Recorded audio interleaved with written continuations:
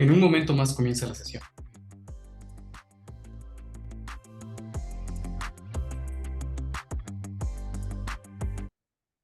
Muy bien, pues sean bienvenidos a este webinar que forma parte del ciclo de webinars o seminarios web, Tendencias para la Transformación Digital de la Educación, y que también forma parte de los eventos vinculados al Laboratorio de Creatividad Educativa en el marco de su reciente apertura.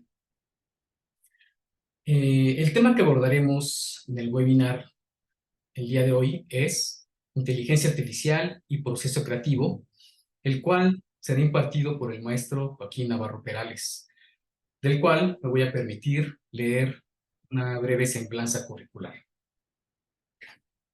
Joaquín Navarro Perales es maestro en Ciencias en Ingeniería Eléctrica por el CINVESTAF.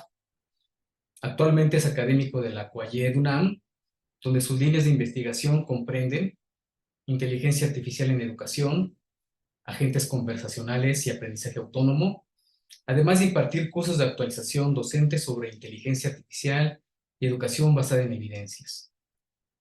Es alumno del doctorado en Ciencias de la Computación en la Universidad Internacional de La Rioja y de la licenciatura en Pedagogía en el SUAYED UNAM.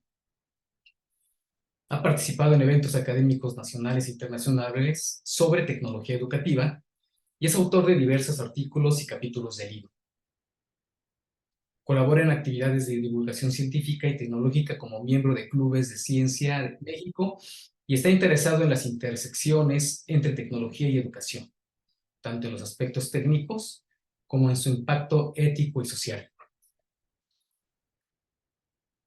Este tema es uno de los más interesantes, bueno, entre todos nuestros temas interesantes vinculados a la creatividad educativa, pero este genera bastante expectativa sobre, pues, los nuevos alcances de la inteligencia artificial, como el ChatGPT y otros chats basados en inteligencia artificial, y nos hace cuestionarnos acerca, pues, de las posibilidades, en este caso, capacidades humanas que pudiera alcanzar este tipo de tecnología. Estoy seguro que será de una sesión bastante fructífera. Presentaremos este webinar y al final de la presentación del maestro Perales tendremos una ronda de preguntas. Así bien, sin más, por el momento, por favor, maestro Joaquín Navarro Perales. Muchas gracias, Horacio, por esta presentación. ¿Qué tal? Bienvenidos, bienvenidas sean No todos. le Es un gusto. escuchamos ahorita. A ver, ¿sí se escucha? ¿Sí? Ah, Ok, ok, perfecto, sí, muy bien. perfecto. Muy bien. Es un gusto estar aquí con ustedes. Gracias por haberse conectado. Y vamos a comenzar con la exposición que preparé para ustedes. ¿Me confirman, por favor, si se ve la presentación? Excelente. Y comenzamos con este tema, inteligencia artificial y proceso creativo. Voy a presentar un temario sobre lo que vamos a alcanzar a ver en este seminario web. Vamos a comenzar brevemente con ejemplos de inteligencia artificial y dos definiciones brevemente para saber que estamos hablando de lo mismo. Y después vamos a especificar un tipo de inteligencia artificial muy específica, que es la que se relaciona en mayor medida con el proceso creativo, que es la inteligencia artificial generativa. En este caso también vamos a ver algunos ejemplos de algunas plataformas ejecutándose sobre este tipo de inteligencia. Después vamos a hablar un poco sobre el proceso creativo, concretamente dos modelos específicos del proceso creativo, y para poder hacer esta relación entre ambos temas, inteligencia artificial y proceso creativo, vamos a hablar de un concepto que se llama creatividad computacional y sobre todo cuáles son sus objetivos. Al final vamos a hablar del concepto de creatividad extendida. Entonces, estos son los 5 subtemas y a partir de ello, al final, como comentó el doctor Horacio, vamos a hacer una ronda de preguntas. Entonces, comenzamos con inteligencia artificial. Antes de hablar de definiciones, me gusta mencionar usos comunes de la inteligencia artificial. Hay algunos usos que realmente son más obvios que otros en cuanto a que hay inteligencia artificial de por medio. Vamos a nombrar algunos de ellos y comenzamos con los usos que están representados del lado izquierdo. Los del lado izquierdo tal vez son los menos obvios. Vamos a empezar con el correo electrónico. En el correo electrónico usamos inteligencia artificial de dos maneras. Cuando nosotros utilizamos un filtro de spam en nuestra bandeja de entrada, ni siquiera es algo que nosotros hagamos, sino que se activa a través de nuestro servidor. ¿Qué es lo que ocurre? Cuando llega un correo electrónico con ciertos patrones específicos, ejemplo, abre este correo para poder aprovechar la oferta de tal producto y un precio exacto, o descuentos de alguna promoción. Ese tipo de redacción ya se identifica como spam, como algo no deseado. Y entonces la inteligencia artificial clasifica nuestros mensajes en deseados o no deseados. También cuando estamos escribiendo. Pues sí, ojalá. Ok, cuando estamos escribiendo, también tenemos predicciones de cuál es la palabra que sigue. Y esto también se utiliza por medio de algoritmos de inteligencia artificial, entendiendo un algoritmo como una secuencia de pasos. Entonces, estas secuencias de pasos que hacen las computadoras ya tienen indicaciones para poder encontrar algunos patrones en nuestra escritura y poder predecir qué es lo que podría seguir. Y entonces, en ambos procesos hay inteligencia artificial de por medio. Vamos hacia la derecha. Otro tipo de ejemplos donde hay inteligencia artificial de por medio es en las recomendaciones, ya sea de plataformas en las que vemos películas o series, en redes sociales, etc. En este tipo de aplicaciones nos aparecen, por ejemplo, recomendaciones de alguna serie o película que nos podría gustar, recomendaciones de algunos usuarios a los que podríamos conocer en una red social, recomendaciones de videos que nos podrían interesar de acuerdo con nuestros intereses previos, contenido, etc. En este caso, también hay algoritmos de inteligencia artificial que están partiendo de muchísimos datos de otros usuarios y entonces detectan similitudes y a partir de ello nos llegan recomendaciones personalizadas. En este caso, también hay inteligencia artificial de por medio. Si seguimos en el tercer caso, en el que está la parte central, tenemos, por ejemplo, la aplicación de Duolingo, que es uno de los ejemplos más notables del uso de inteligencia artificial en educación, es de los más populares, en los que se personalizan los ejercicios de idiomas de acuerdo con el historial del usuario. También no nos llegan los mismos ejercicios a todos los usuarios, sino que de acuerdo con el desempeño que tenemos, se seleccionan los ejercicios más específicos para nuestro nivel. Y debajo tenemos a Google Translate. Estos traductores actuales también se basan en inteligencia artificial al momento de hacer traducciones que ya no se hacen palabra a palabra, sino que se toma en cuenta todo el contexto para poder hacer una traducción. Los ejemplos que tenemos más a la derecha son más obvios, tal vez, en el uso de inteligencia artificial. Por ejemplo, tenemos los asistentes virtuales. Del lado derecho tenemos a Alexa, pero tenemos algunos otros, como el asistente de Google, como a Siri, etc.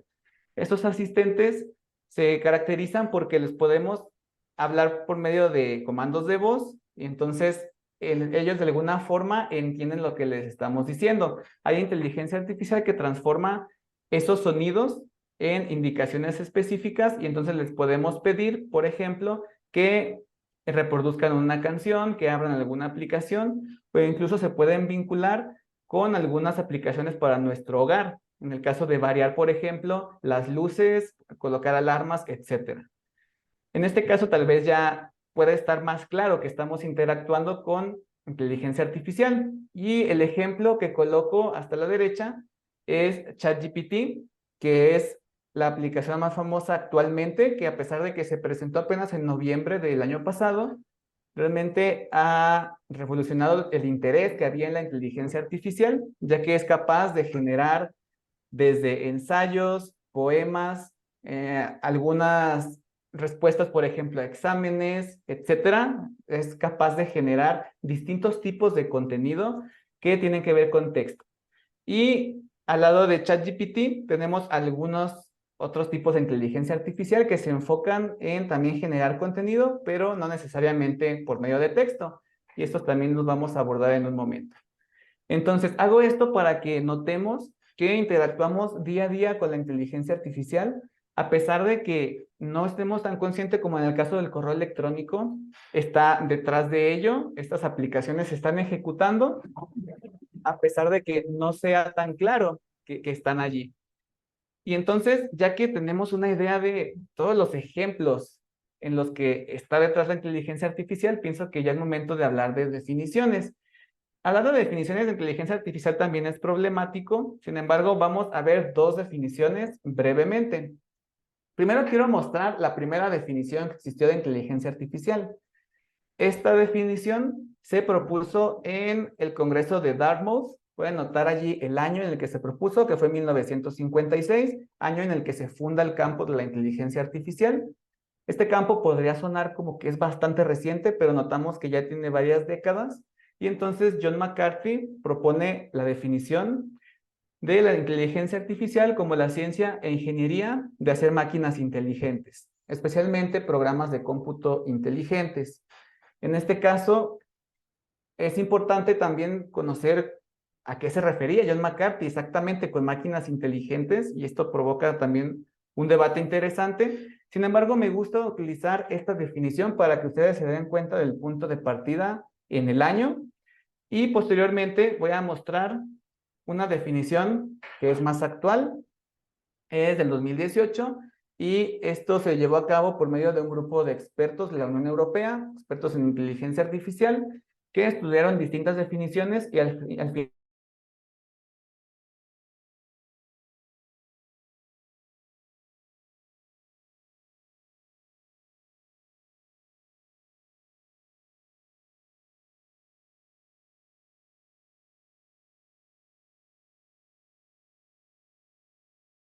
sistemas que, y aquí tenemos 4 características. Primero, estos sistemas perciben su ambiente a través de adquisición. Listo. ¿Me escuchan? Sí, ahora Sí. sí. Bueno, cabe señalar que en Seúl está cayendo una tormenta eléctrica muy fuerte y por eso hay intermitencias, pero seguimos. Perfecto. Entonces vuelvo a compartir si realmente fue por eso. Pero esperemos que pueda seguir esto ininterrumpidamente. Perfecto, continuamos desde esta definición más actual de inteligencia artificial de 2018 en la que participaron expertos de la Unión Europea. Y ellos llegan al acuerdo de que la inteligencia artificial se encarga del desarrollo de sistemas que cumplen con 4 características. Perciben su ambiente a través de la adquisición de datos, interpretan estos datos y a partir de ello obtienen información o conocimiento para al final decidir cuál es la mejor acción para alcanzar una meta dada.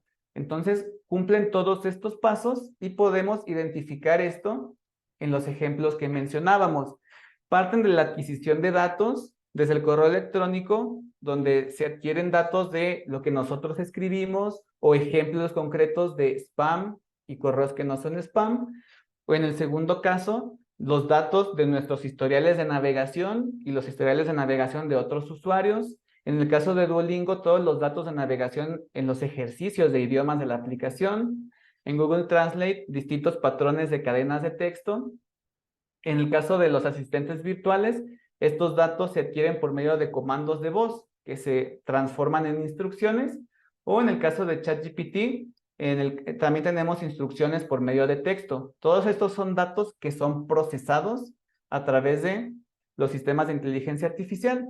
Y entonces, cuando se interpretan y se obtiene información a partir de esos datos, deciden cuál es la mejor acción para alcanzar una meta dada, ya sea la decisión de si el correo es o no spam, la decisión de si alguna serie podría interesar al usuario, si el ejercicio es adecuado o no, etcétera.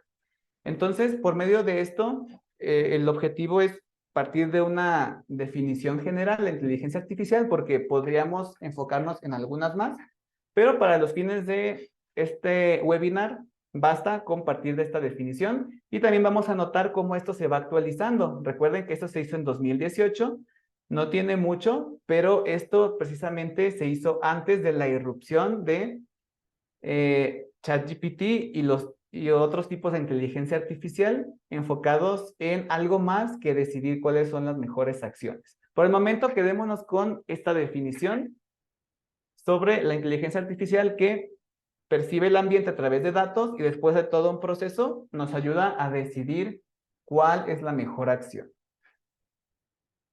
Y es momento entonces de hablar de este tipo de inteligencia artificial que es el más reciente y está revolucionando realmente la forma de crear contenidos.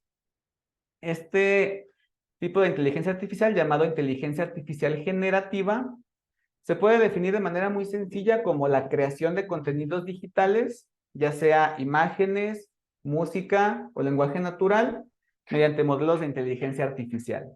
Entonces, esto realmente cambia ya un poco la definición anterior. No porque lo invalide, porque sigue comportándose la inteligencia artificial de la misma manera, a través de datos que se interpretan, se obtiene información o conocimiento, pero ya no se queda en decidir si se va a aceptar o no la recomendación, la decisión del correo de spam, etcétera. En este caso, más allá de decidir por una acción, se va a crear un contenido específico, un contenido nuevo. Entonces, en este caso, la inteligencia artificial va a ser capaz de crear una imagen que antes no existía, sonidos que antes no existían, texto que antes no existía, etcétera. ¿Sí? Entonces,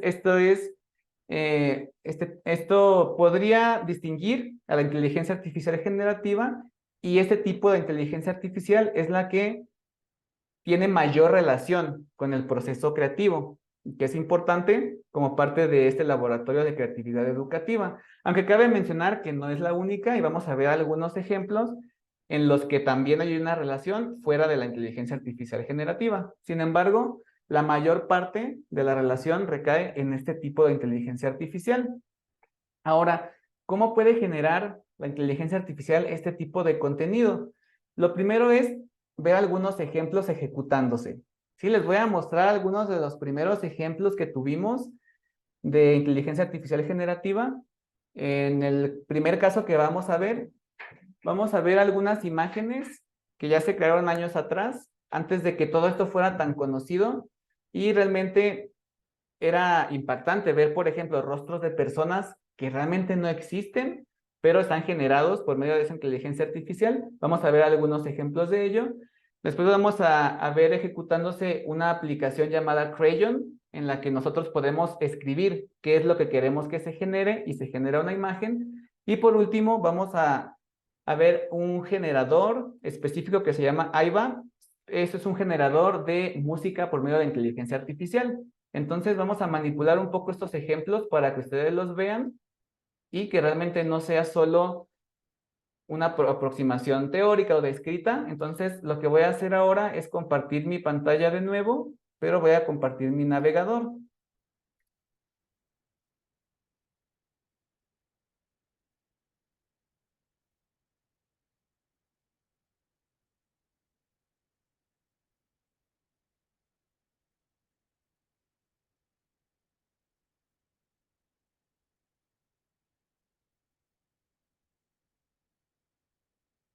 A ver, está tardando un poco.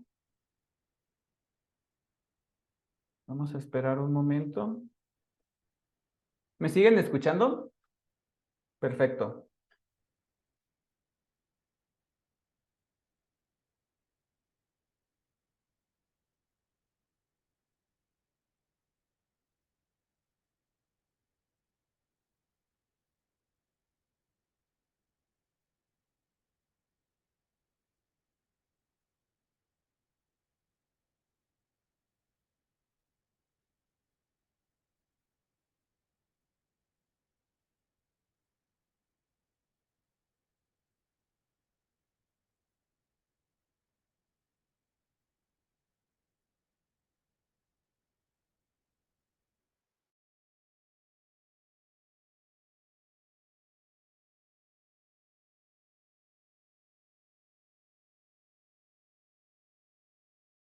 ¿Me pueden confirmar si pueden ver la pantalla? Perfecto, ya se pudo. Muy bien, vamos a empezar con el primer ejemplo.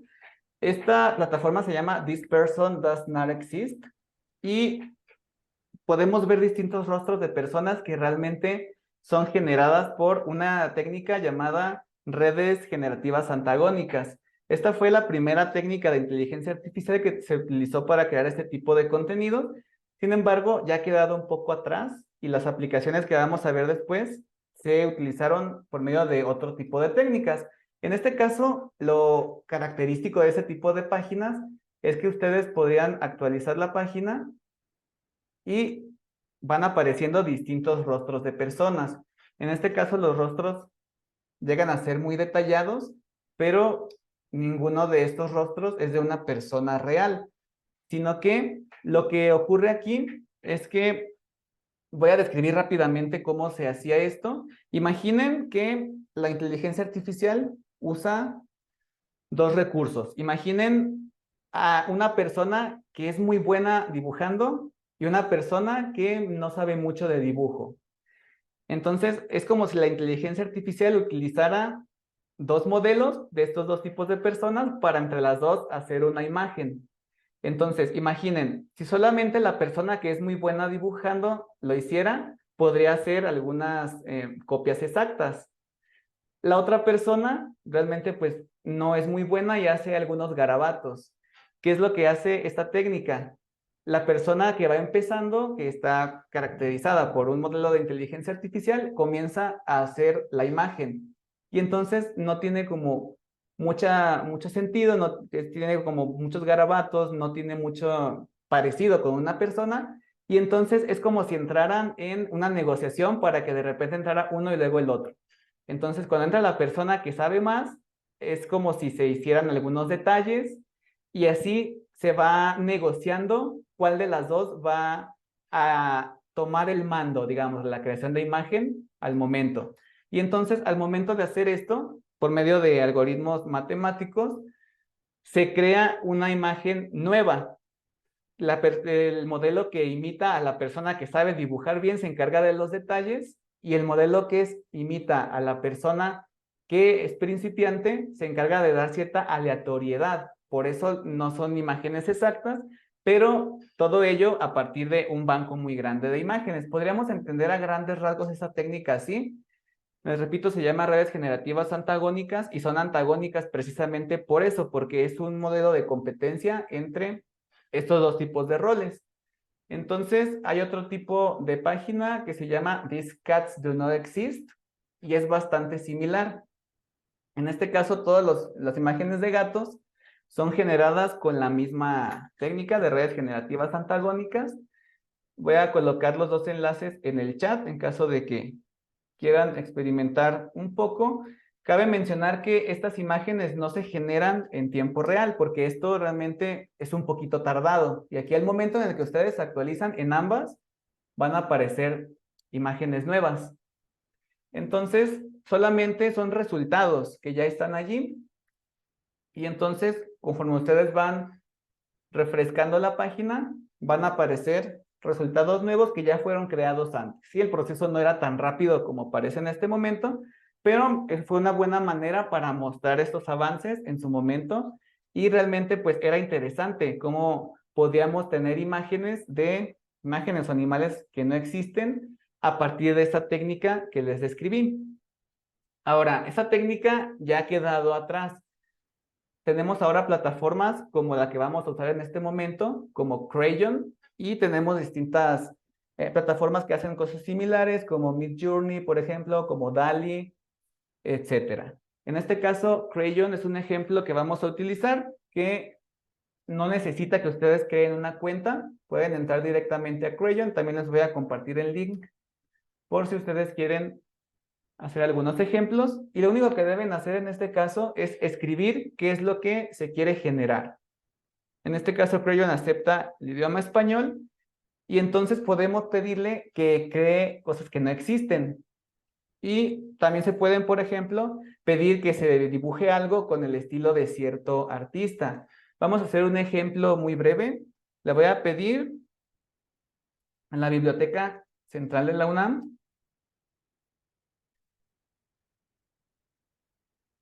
con el estilo de un pintor, en este caso de William Turner. y vamos a ver qué es lo que ocurre. Si ustedes quieren hacer esto, únicamente escriben una frase. A esa frase le vamos a llamar prompt y esto se va a mantener a pesar de que, digamos, estemos trabajando con documentación en español. Generalmente esa palabra no se traduce. Vamos a seguir usando prompt. Y entonces el prompt es la frase de lo que yo quiero que dibuje la inteligencia artificial. Podemos ser más o menos específicos. En este caso vamos a ver qué es lo que dibuja. Y aquí me aparece el tiempo estimado, dice que es 1 minuto. Cuando esto comenzó, era más tardado. Y de manera gratuita, Crayon nos va a generar algunas opciones, más de una. Y va a generar, en este caso, algo que se relacione con lo que nosotros le estamos escribiendo. Cabe mencionar que esto ya no funciona con la técnica que les mencionaba. Esto se crea con algo llamado modelos de difusión. Ya no usamos las redes generativas antagónicas, que eran este ejemplo de las dos personas que competían. En este caso, lo que ocurre es que en lugar de tener estos dos modelos compitiendo, ¿qué es lo que pasa? Los modelos de difusión, a grandes rasgos, funcionan aprendiendo cómo generar imágenes de la siguiente manera. Tomamos una imagen y a partir de eso le vamos a agregar ruido, que es el equivalente de la persona que hacía garabatos. Entonces le vamos a ir agregando algunos ruidos para deformarla. Y entonces vamos a crear una secuencia en la que cada vez tenga más ruido o esté más distorsionada. Y lo que aprende la inteligencia artificial es cómo hacer el proceso inverso. A través de una imagen que está muy distorsionada, cómo podemos crear una imagen que no lo esté, una imagen cada vez más detallada. A cada una de esas imágenes se le van a asignar algunas palabras y por eso, a grandes rasgos, cuando le pedimos cierta combinación de palabras, si esto ya se entrena con muchísimas imágenes, la plataforma es capaz de generar imágenes inéditas a través de distintos patrones que ya aprendió de toda esa enorme cantidad de imágenes. Y ustedes pueden ver aquí entonces cómo tenemos algunos ejemplos. Tenemos aquí la biblioteca central, bosquejos de la biblioteca central que ya están aprendidos, en este caso por Crayon, y algunos ejemplos de cielo de pinturas de William Turner. Podemos ver que no todos se enfocan en lo mismo. Pueden ver la variabilidad de las imágenes y ustedes podrían intentar esto por medio de esta plataforma. Estas imágenes entonces no quiere decir que se hayan buscado y se hayan traído aquí, sino que se generan al momento con base en estos modelos de difusión. Y entonces son imágenes que son inéditas hasta cierto punto y están generadas por patrones aprendidos de otras imágenes. Cabe mencionar al respecto que no quiere decir que se haga un collage, no quiere decir que se tomen trozos de imágenes y se peguen, sino que matemáticamente lo que se está haciendo es reconstruir todas esas imágenes a través de patrones aprendidos en conjunto. Entonces, este es el ejemplo de Crayon que utiliza algoritmos de difusión. Y vamos a ver un ejemplo más, que es el ejemplo de la música. Para ello, voy a compartir la pantalla asegurándome de compartir el sonido.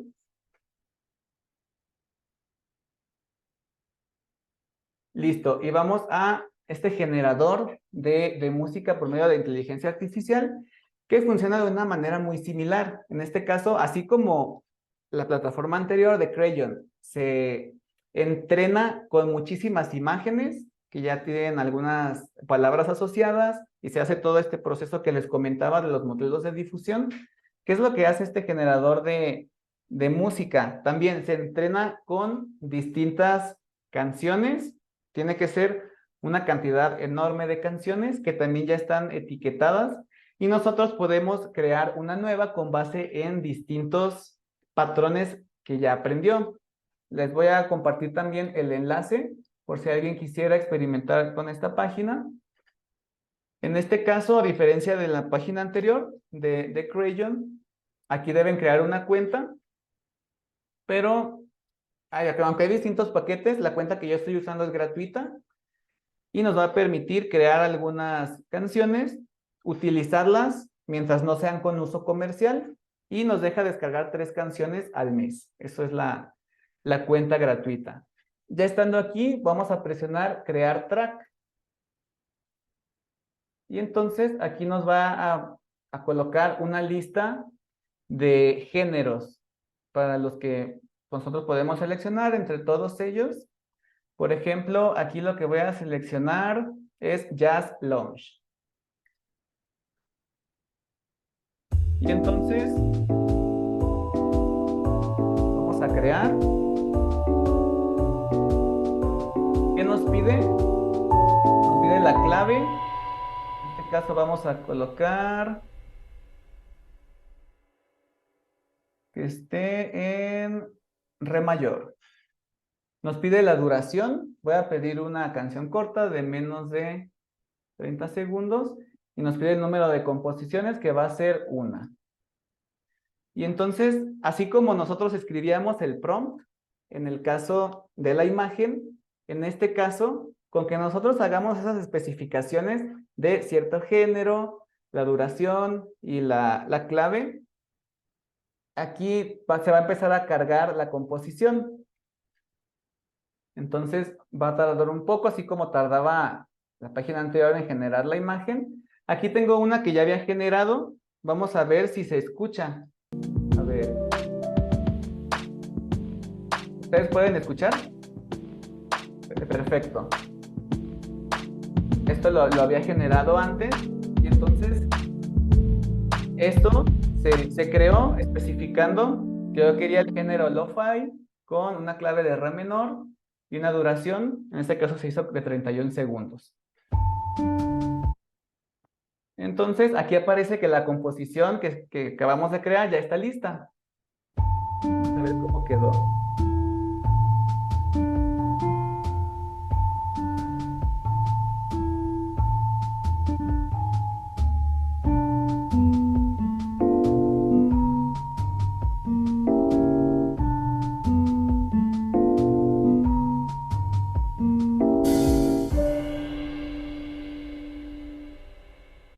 Listo.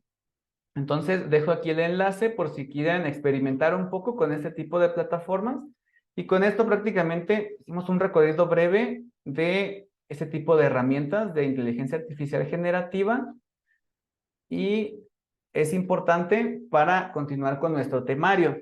Ya vimos entonces que a través de muchísimos datos, ya sea de imágenes, ya sea de sonidos, podemos nosotros utilizar alguno de estos modelos y poder generar imágenes o sonido hasta cierto punto nuevos, pero que se generan matemáticamente por medio de todos los patrones aprendidos anteriormente, ¿sí?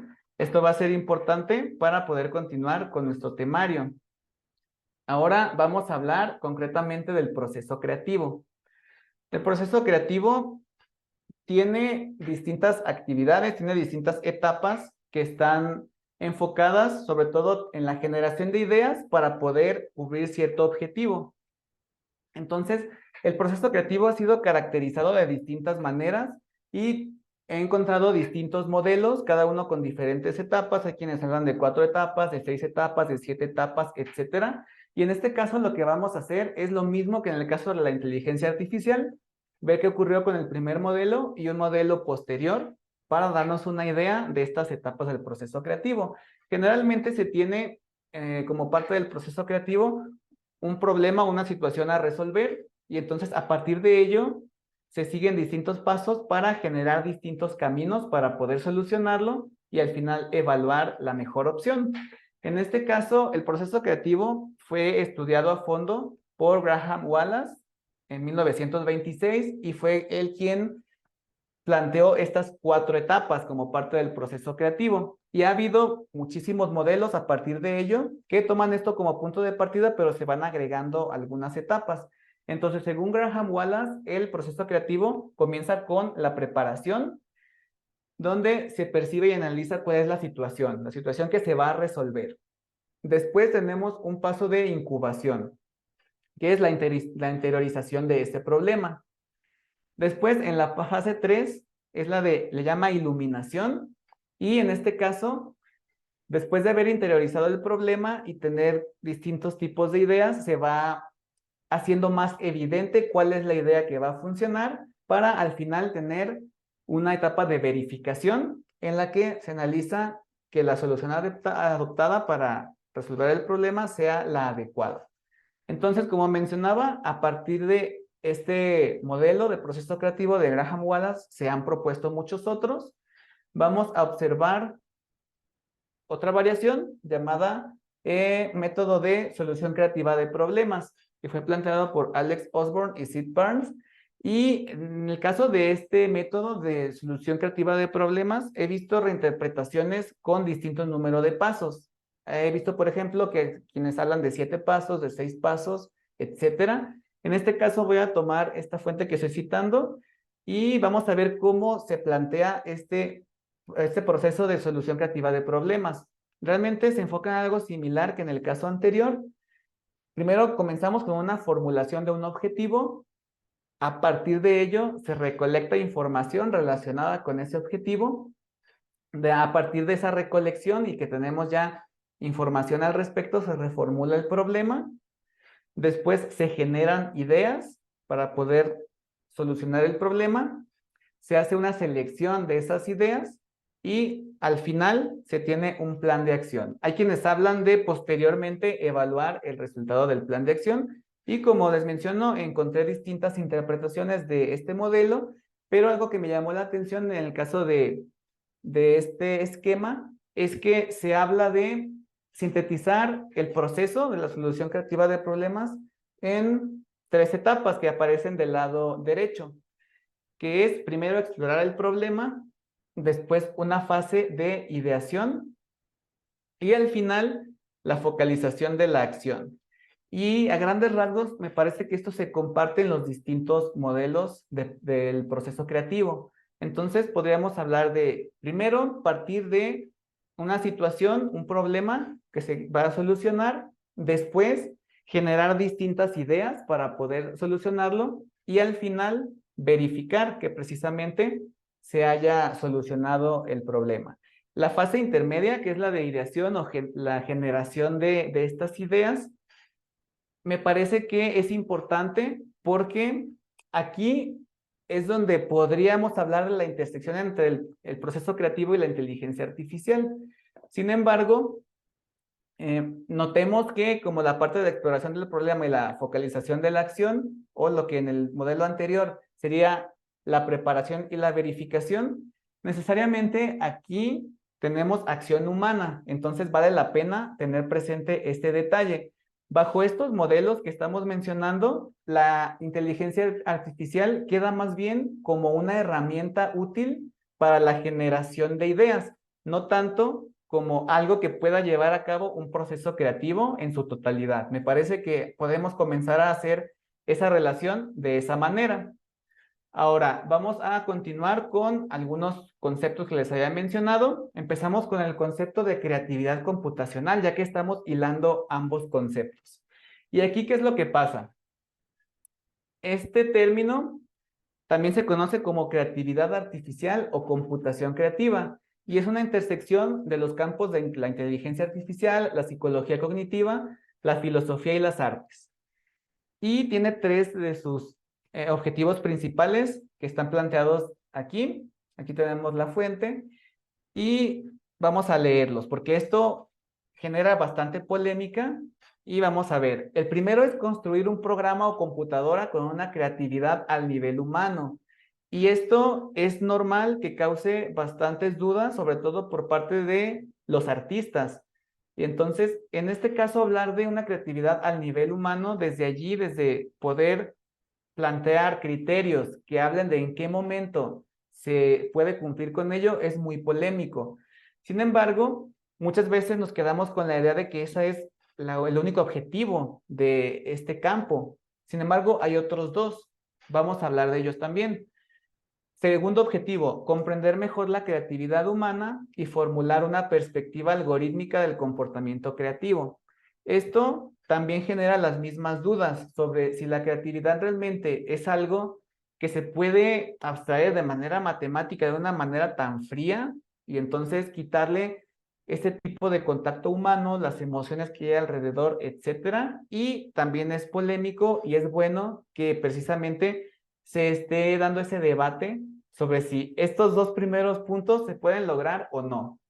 Sí, aquí es importante que tanto la parte tecnológica como la parte artística puedan entrar en un diálogo al respecto sobre los dos primeros objetivos.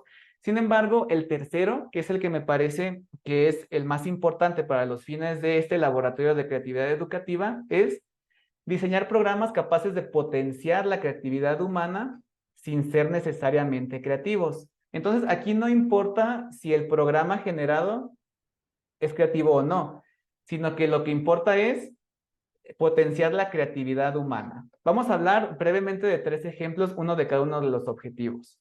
Si hablamos del primero, de que haya una creatividad artificial al nivel de la humana, con todo y la polémica que puede haber, podemos citar este caso de 2022, en la que una imagen generada por inteligencia artificial ganó un concurso de arte. Este concurso de arte era sobre arte digital. Entonces, quien ganó argumentaba que la inteligencia artificial pues era una herramienta más para generar arte digital. El concurso fue parte de la Feria Estatal de Colorado y la plataforma que se utilizó para ganar fue Midjourney. Aquí tenemos la imagen que ganó y realmente esto también causó bastante inconformidad por parte de la comunidad artística, me parece que con justa razón, y precisamente nos abre este debate, ¿verdad? Si realmente esto debió haber pasado así o no. Entonces, esto tiene que ver precisamente con este primer objetivo que no deja de ser polémico.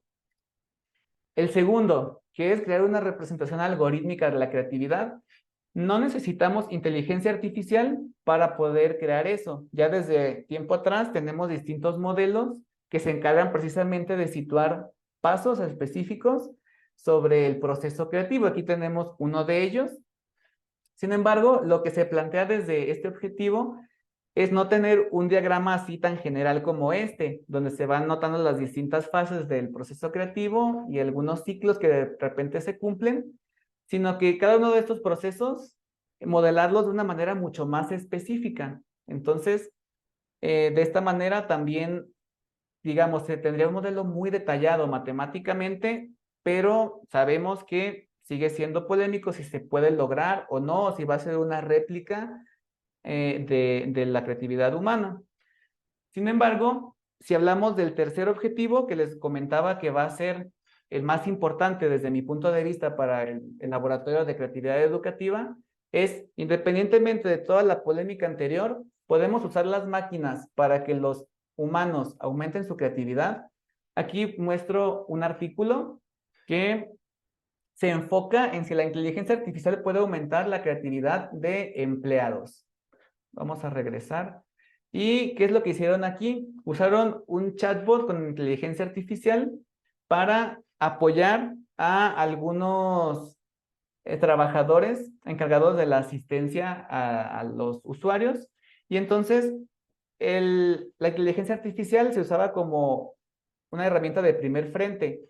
Entonces se presentaba, hacía como cierto tipo de contacto con el usuario y en el momento en el que ya era necesaria la intervención humana, la inteligencia artificial le pasaba el mando al humano. Entonces, estos autores se plantearon si era posible aumentar la creatividad de los trabajadores, quitándoles esa carga inicial y solamente colocándoles la carga para la que fueran requeridos. Hicieron entrevistas a profundidad a los trabajadores y llegaron a la conclusión de que sí es posible aumentar la creatividad con base en los resultados de esas entrevistas. Entonces, este tipo de estudios me parece que son los más importantes y podríamos situarnos, por ejemplo, en de qué forma este tipo de herramientas podrían potenciar la creatividad de los alumnos, por ejemplo. Y como el último tema que tenía, el concepto de creatividad extendida. En este caso, el mismo término de inteligencia artificial del que partimos ha sido cuestionado y aquí muestro un artículo del MIT en el que se propone que en lugar de inteligencia artificial se utilice el término inteligencia extendida. Entonces, me parece que por el lado de la creatividad, siguiendo el tercer objetivo, podríamos precisamente hablar en lugar de una creatividad artificial y si es posible o no, que es importante que exista el debate. Para nuestros fines educativos, tal vez podríamos basarnos en algo similar y hablar de creatividad extendida para ver qué tipo de herramientas podrían realmente potenciar la creatividad humana. Voy a mostrar 2 ejemplos para concluir de artistas que han utilizado herramientas de inteligencia artificial para poder potenciar sus propios contenidos. Primero quiero hablar de un youtuber que es un músico profesional. El canal de YouTube se llama Soundtrack. Y este músico lo que hace es generar canciones nuevas con ayuda de ChatGPT. Entonces, lo que hace él es pedirle la letra y los acordes de una canción con el estilo de cierto grupo musical y que hable de ciertas temáticas. Va escribiendo el prompt para ChatGPT. ChatGPT le genera el texto con los acordes y él va puliendo la idea, de repente va corrigiendo cosas, le pide más detalles a ChatGPT y acaba grabando todo lo que genera ChatGPT. Claramente él es el que compone todo, graba, por ejemplo, la batería, el bajo, la guitarra y canta. Entonces, el artista está componiendo, está utilizando todas sus herramientas creativas y está entonces solamente utilizando la inteligencia artificial como cierto apoyo. Y esto ha generado realmente bastante aceptación en su canal de YouTube. Entonces, me parece un buen ejemplo porque él mismo decidió acercarse a la herramienta y sacarle provecho. Y el último ejemplo es sobre la danza y la inteligencia artificial. Este bailarín llamado Diego Marín generó una propuesta de danza híbrida en la que genera ciertos pasos de danza con colaboración con un robot de inteligencia artificial. Entonces, lo que él propone aquí es, más allá de que sea una herramienta, tratar al robot de inteligencia artificial como si fuera un colega para poder diseñar una coreografía. Esto ya ocasionó que se le premiara en los One Dance UK Awards por medio de su propuesta llamada Dancing Embryo. Si a alguien le interesa, lo puede buscar así en YouTube como Dancing Embryo.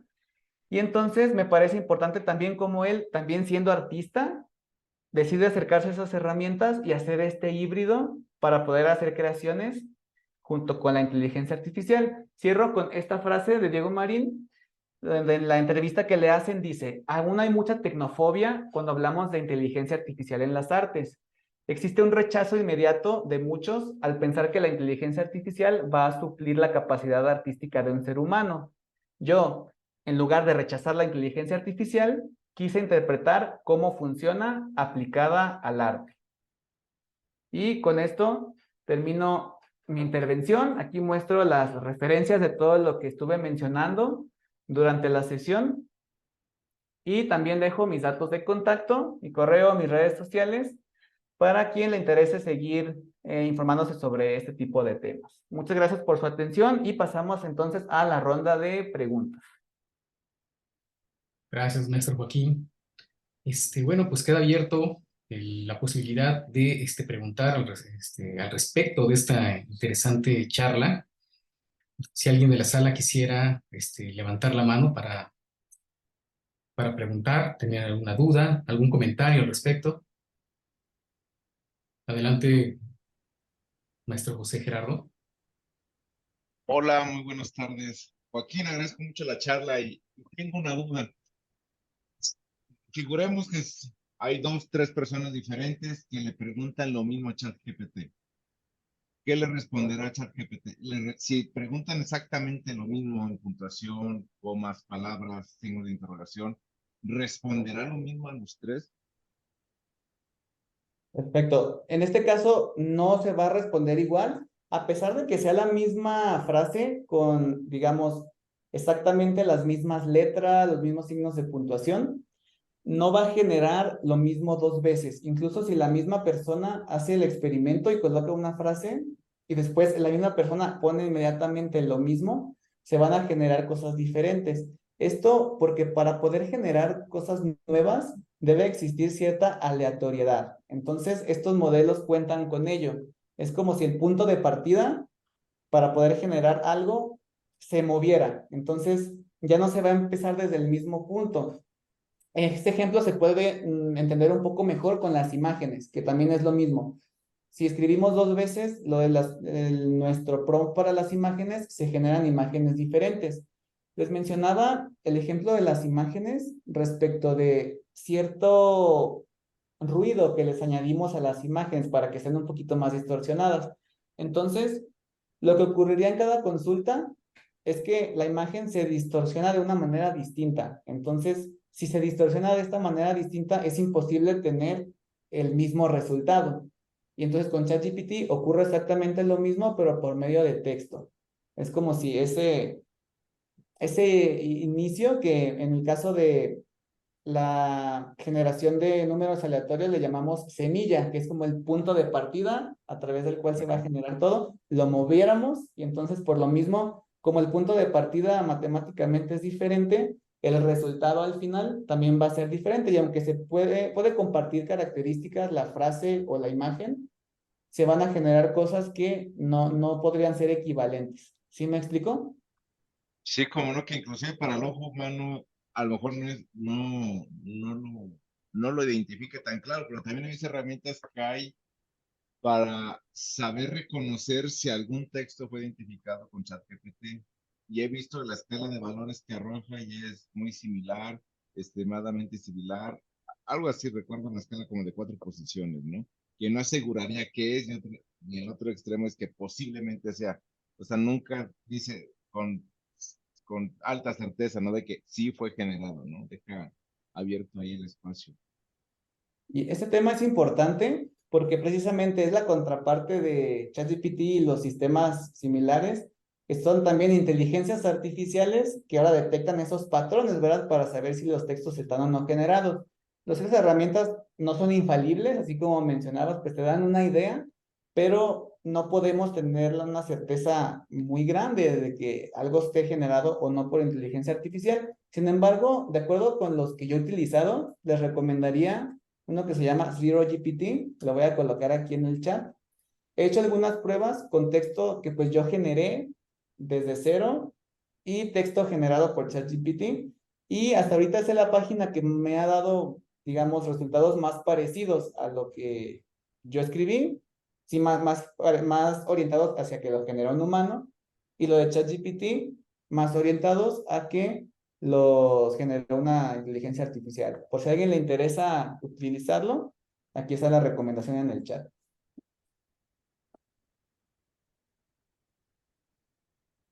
Muy bien, gracias, maestro Gerardo, gracias, maestro Joaquín. En el chat hay algunas intervenciones. Miriam nos dice que es muy interesante el tema y ve un amplio espacio de desarrollo para contenidos educativos. Agradece. Susana Juárez dice, ha investigado el uso de la inteligencia artificial en la escritura. Comenta que hubo mucha polémica en algunos concursos de creación literaria porque se hicieron cuentos con ChatGPT. ¿Qué opina al respecto, maestro? Perfecto, ese es un tema también bastante importante. Y aquí me parece que pedirle a ChatGPT que genere un cuento puede ayudar más bien como parte de la lluvia de ideas. Si hablamos del proceso creativo, me parece que es una herramienta que nos permite tal vez tener ideas nuevas a partir de las cuales ya podemos generar las propias. Sin embargo, generar un cuento con ChatGPT e inscribirlo directamente a un concurso no me parece adecuado, porque realmente, pues allí no hay algún tipo de mérito al momento de escribir el cuento, sino que más bien lo que podría, en ese caso, tener provecho es, por ejemplo, pedirle a ChatGPT que genere el inicio de un cuento y tal vez pedirle a un alumno que está precisamente desarrollando su creatividad que lo continúe. Ese es un ejercicio que he visto y que podría funcionar, pero más que nada con fines didácticos, no tanto para poder generar algo que se va a presentar como original. O en cambio, si el concurso precisamente se orienta en utilizar herramientas de inteligencia artificial, ya es algo diferente. Por ejemplo, hace días vi una convocatoria que no es de cuentos, pero es de imágenes en las que ya se hace un concurso de generación de imágenes con inteligencia artificial. Y tal vez eso tiene más sentido, separar categorías.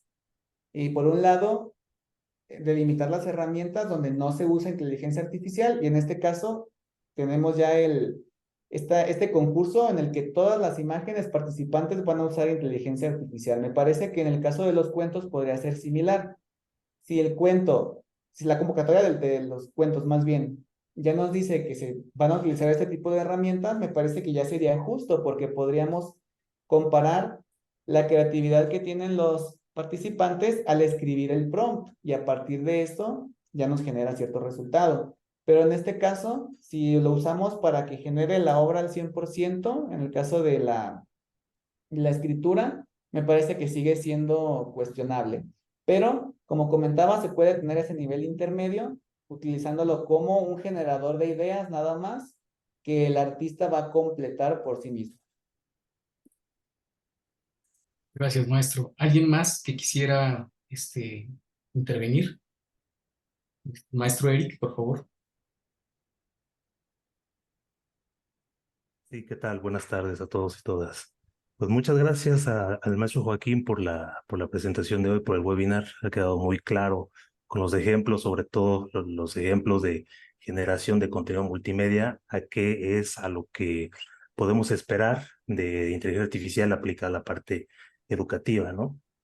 Yo tengo una pregunta con respecto a lo que mencionabas en la última parte de la presentación y tiene que ver con la pregunta y la respuesta que diste bueno, en la pregunta pasada.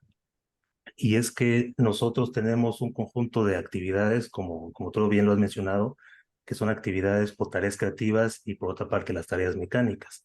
La inteligencia artificial viene a apoyarnos precisamente en la parte de complementarnos en las tareas mecánicas para liberarnos de tiempo y dedicarnos más a la parte de las tareas creativas que las tareas creativas tienen mucho que ver con nuestra experiencia, con nuestra habilidad como académicos, como seres humanos incluso, ¿verdad? Entonces, quisiera preguntarte tu opinión al respecto de cómo vienen a impulsar las herramientas de inteligencia artificial a la parte no mecánica, sino a la parte creativa.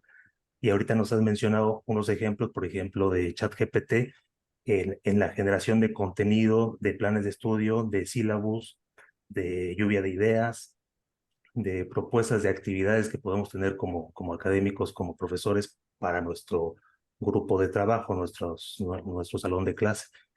Y es que si ocupamos de forma excesiva la inteligencia artificial o otras herramientas como ChatGPT, como por ejemplo Dalí, Midjourney, que es generador de imágenes, es posible que caigamos en un escenario de obsolescencia creativa nosotros como profesores, si es que el uso demandante de todas estas herramientas nos limita un poquito a seguir pensando, a seguir siendo creativos como lo hemos venido haciendo dentro de toda nuestra vida académica.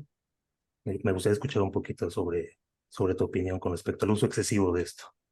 Sí, sí, claro, me parece muy importante todo lo que nos compartes, Eric, muchas gracias. Y precisamente el uso excesivo creo que no nos va a llevar a algo bueno, porque lo primero que recomiendo en el caso de acercarse a estas inteligencias artificiales generativas es tomar el resultado no como el producto final, sino como algo intermedio siempre.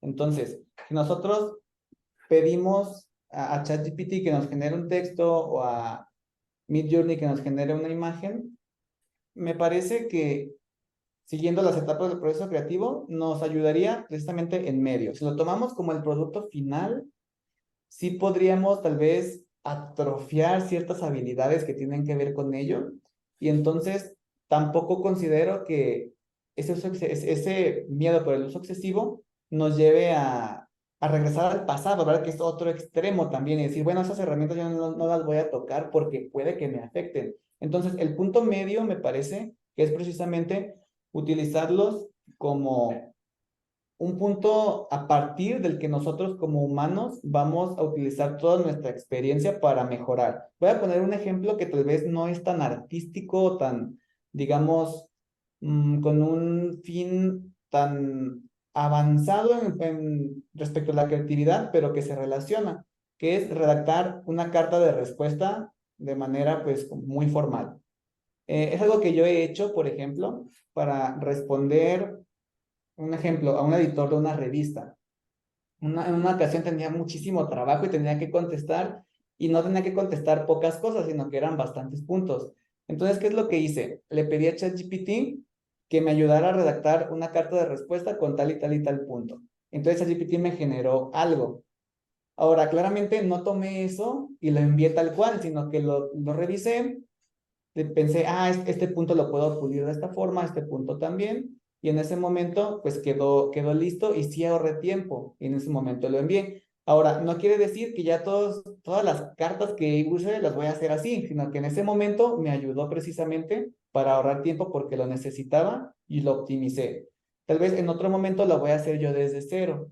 Y en ese caso, pues realmente fue como un punto medio en el que sí tuve que evaluar algunos detalles y pues eso me ayudó. En el caso de las herramientas de inteligencia artificial, también depende de qué queramos pulir, porque si queremos pulir que los estudiantes, por ejemplo, hagan sus consultas de una manera específica, para eso sí nos puede ayudar el que se esfuercen en crear un buen prompt, ¿verdad? Y que no se queden con lo primero que ellos están planteando. Entonces, en ese sentido también nos puede ayudar, pero sí concuerdo contigo, ya utilizarlo para todo y sobre todo verlo como ya la etapa final y entregarlo sin juzgarlo de manera crítica, sí puede ser bastante perjudicial y no lo recomiendo para nada. Entonces, a grandes rasgos podría sintetizar mi respuesta. Sí respondí tu pregunta. Perfecto. Sí, muchas gracias, Joaquín. Y es que, bien lo mencionas, parte de estos sistemas exhiben un tipo de creatividad, pero no significa que sea el desarrollo creativo que el ser humano está teniendo. Y es que una parte importante de los sistemas de inteligencia artificial es el entrenamiento. Se entrena con un conjunto masivo de datos para generar imágenes. También ha tenido que pasar por un proceso de revisión de muchas imágenes, identificar qué es un gato, qué es un perro. Entonces, esta parte de poderlo identificar es muy diferente a poder generar algo nuevo. Entonces, es inteligencia artificial que exhibe aparentemente una característica de creatividad, pero que difiere con la creatividad que un ser humano puede desarrollar, y concuerdo bastante con lo que dices de que el uso excesivo probablemente sea perjudicial, pero como un intermediario, como un complemento, como una herramienta que apoye nuestras labores como docentes, yo creo que lo veo igual de bien que como lo planteas. Entonces, estoy completamente de acuerdo y muchas gracias por la respuesta. Perfecto, Muchas gracias a ti, gracias. Eric. Sí, adelante, maestro. Ok, solo iba a mencionar que precisamente esto de lo que hablamos se acerca al tercer objetivo que mencioné sobre la creatividad computacional, que precisamente es potenciar la creatividad humana. Entonces, me parece que eso es en lo que nos podríamos quedar por ahora. A pesar de que los otros puntos son importantes, creo que se relaciona mucho con lo que menciona Eric y es lo que más nos va a ayudar, en este caso, para nuestros fines educativos. Sería todo. Gracias. Pues lamentablemente el tiempo nos alcanzó. Y al respecto de lo que se comenta y la relación de la creatividad en estos términos abordados por la inteligencia artificial, bueno, me gustaría comentar que actualmente 1 de cada 3 creativos de publicidad emplea inteligencia artificial para la producción de sus contenidos. Y según se tiene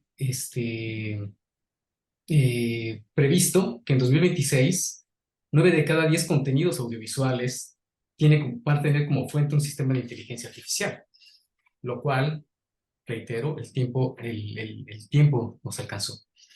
Y con esto también queremos decir que la creatividad como un concepto complejo actualmente, pues también está con este tipo de tecnologías emergentes en proceso de construcción. Entonces, sigamos construyendo y sigamos abordando temas de este tipo con la idea, efectivamente, de potenciar estas tecnologías emergentes, ¿no? Vinculadas a aspectos y habilidades y competencias tan intrínsecamente humanas.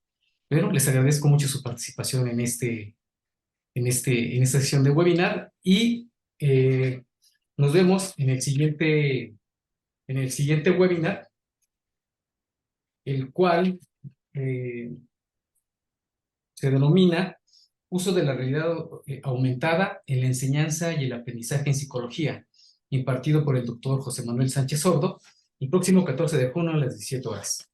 Bueno, muchas gracias y estamos en comunicación. Gracias, hasta luego.